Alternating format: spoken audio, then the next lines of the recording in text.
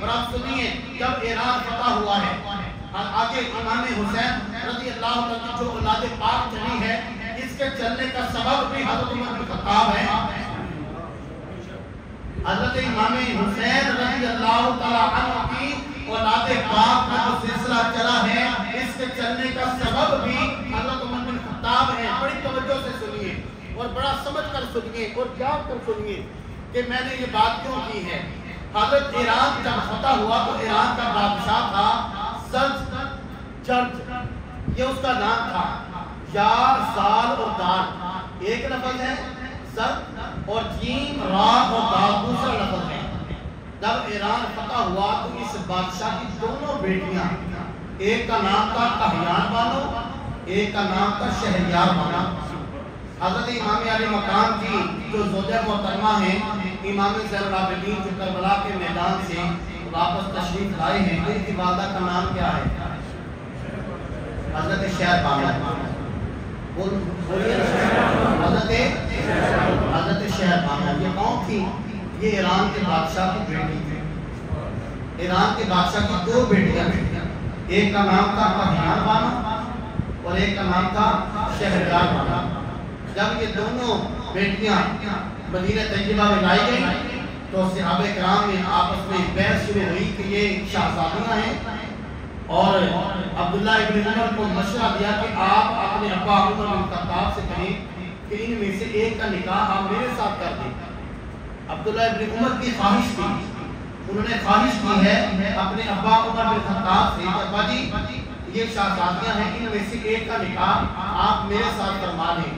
تو حضرت عمر بن خطاب کہتے ہیں ہاں تو میرا بیٹا ہے، میں وزیر اعظم امیر المومنین ہوں اور تیرا حق بنتا ہے. چاہیے تھا کہ نہیں چاہیے تھا؟ لیکن فرمانے لگے جب بول کے بولے ذرا تھوڑا سا نا اپنی زبانیں ہلائیں، پتہ چلے ہمیں کسی بات کو سمجھے. یہ ایک مسئلہ صرف جو میں سامنے بیان کر لیجیے سمجھ لے تو بہت سارے مسئلے حل ہو جائیں گے. حضرت عبداللہ بن عمر کہنے لگے کہ جناب آپ ایسا کریں کہ ان میں سے ایک کی شادی آپ میرے ساتھ کر دیں، ایک کا نکاح میرے ساتھ کر دیں. تو اپنے بیٹے سے کہنے لگے چپ کر، یہ شہزادیاں ہیں اور شہزادوں کے لیے، یہ شہزادیاں ہیں شہزادوں کے لیے ہے. پوچھا جناب شہزادے کون ہیں؟ فرمایا ایک حضرت ابو بکر کا بیٹا محمد بن ابو بکر ہے اور دوسرا علی کا بیٹا حسین ابن علی ہے.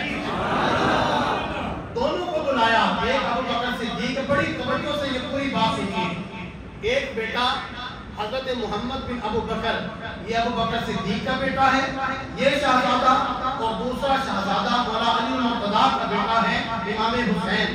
کہیان بانو کا نکاح کیا گیا حضرت محمد بن ابو بکر سے اور شہر بانو کا نکاح کیا گیا حضرت امام حسین بن علی المرتضیٰ سے.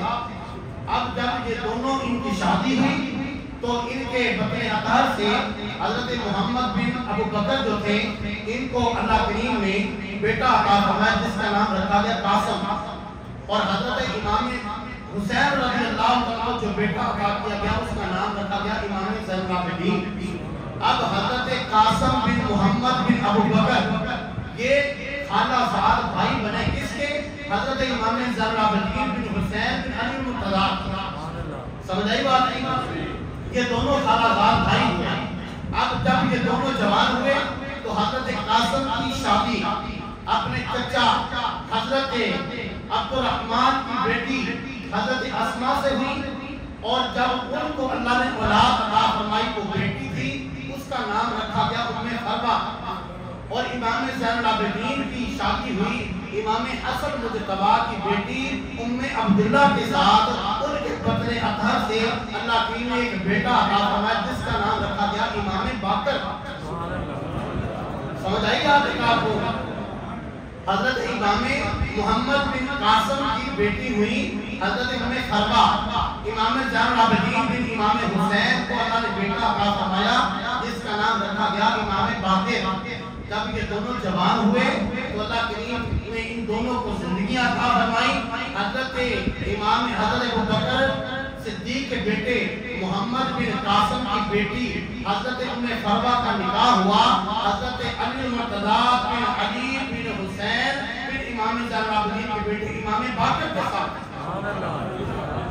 اب ام فروا اور امام باقر کا جب نکاح ہوا اور اللہ کریم نے ان دونوں ہستیوں کو جو نور عطا فرمایا اس کا نام رکھا گیا حضرت سیدنا امام جعفر الصادق رضی اللہ عنہ۔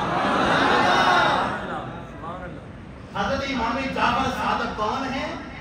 یہ نبی کریم علیہ السلام کے شہزادے امام باقر بیٹے ہیں امام زین العابدین کے، امام زین العابدین بیٹے ہیں امام حسین کے، امام حسین بیٹے ہیں مولا علی مرتضیٰ کے۔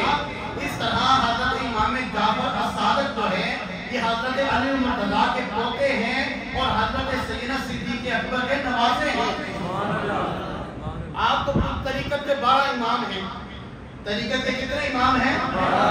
12 امام۔ حضرت علی مرتضیٰ، حضرت امام حسن پاک، حضرت امام حسین پاک، حضرت امام زین العابدین، حضرت امام باقر، حضرت امام جعفر صادق، موسیٰ کاظم، اور اسی طرح یہ 12 کی تعداد مکمل ہے۔ اور پھر حضرت امام جعفر الصادق سے پوچھا گیا کہ جناب ہمیں بتائیے طریقت کے 12 امام ہیں، کسی کے نام کے ساتھ صادق نہیں لگتا، آپ کے نام کے ساتھ صادق کیوں لگتا ہے؟ فرماتے ہیں کہ مجھے ابو بکر صدیق سے 2 طرح سے نسبت ہے، اس لیے میرے نام کے ساتھ صادق کا لقب لگایا گیا ہے۔ اب آپ خود فیصلہ کریں کہ یہ محبت تھی کہ نہیں تھی؟ یہ محبت تھی کہ نہیں تھی؟ جب اپنے نواسوں، پوتوں کے، بیٹوں کے نام ان کے ناموں پر رکھے جا رہے ہیں، اور یہ سارے جو حوالے میں نے لکھے ہیں ان میں سے زیادہ کتابیں شیعہ حضرات کی ہیں جن کے اندر یہ پوری روایت لکھی گئی ہے اور مستند سند کے ساتھ لکھی گئی ہے۔ اب صرف ایک مسئلہ ہی ہم اپنے ذہنوں میں محفوظ کر لیں، صرف ایک بات پوری ہم اپنے ذہن میں محفوظ کر لیں تو کسی خبیث الباطن بندے کو یہ جرأت نہیں ہو سکتی کہ آگے ہمارے عقیدے کو خراب کر جائے۔ حضرت امام جعفر صادق سے ایک بندہ بھی کہنے لگا کہ جناب مجھے پتہ چلا ہے کہ آپ جناب صدیق اکبر کے بارے میں کوئی ایسے جملے استعمال کرتے ہیں ان کی شان کے لائق نہیں ہے، سادے لفظ بولنے کہ میں نے سنا ہے کہ آپ ابو بکر صدیق کو برا بھلا کہتے ہیں، فرمایا تجھے شرم نہیں آتی، حیا نہیں آتی تجھے؟ کیا کوئی اپنے جد اعلیٰ کے بارے میں کوئی کمزور جملہ بھی بول سکتا ہے؟ تیری جرأت کیسے ہوئی کہ انہوں نے مجھے اتنی بات کی ہے؟ اور پھر ایک روایت کے اندر ہے ایک شخص آگے کہنے لگا کہ جناب جو تلوار ہم جہاد کے لیے استعمال کرتے ہیں یہ مسئلہ کس سے پوچھا جا رہا ہے؟ حضرت امام جعفر الصادق سے۔ حضرت صدیق اکبر کب چلے گئے؟ تقریباً 3 واسطے پہلے جناب صدیق اکبر پردہ فرما کے دنیا سے آپ انتقال کر چکے ہیں، اس کے بعد مسئلہ پوچھا جا رہا ہے کہ جناب ہمیں بتائیے یہ جو تلوار ہے اس کا دستہ چاندی کا بنوایا جا سکتا ہے؟ تو فرمایا ہاں بنوایا جا سکتا ہے۔ میں نے اپنے جد حضرت امام زین العابدین رضی اللہ تعالیٰ سے سنا ہے کہ حضرت سیدنا صدیق اکبر جو تلوار جہاد کے لیے استعمال کرتے تھے اس کا جو دستہ تھا پکڑنے کی جگہ تھی وہ چاندی کی تھی۔ کہنے لگا کہ آپ ابو بکر کو صدیق کہتے ہیں؟ آپ نے ٹیک لگائی تھی، اٹھ کر بیٹھ گئے، فرمایا ہاں صدیق کہتا ہوں، ہاں صدیق کہتا ہوں، ہاں صدیق کہتا ہوں۔ جو ابو بکر صدیق کی صداقت میں شک کرے گا اللہ سے دنیا میں بھی رسوا کرے گا، اللہ سے آخرت میں بھی رسوا کرے گا۔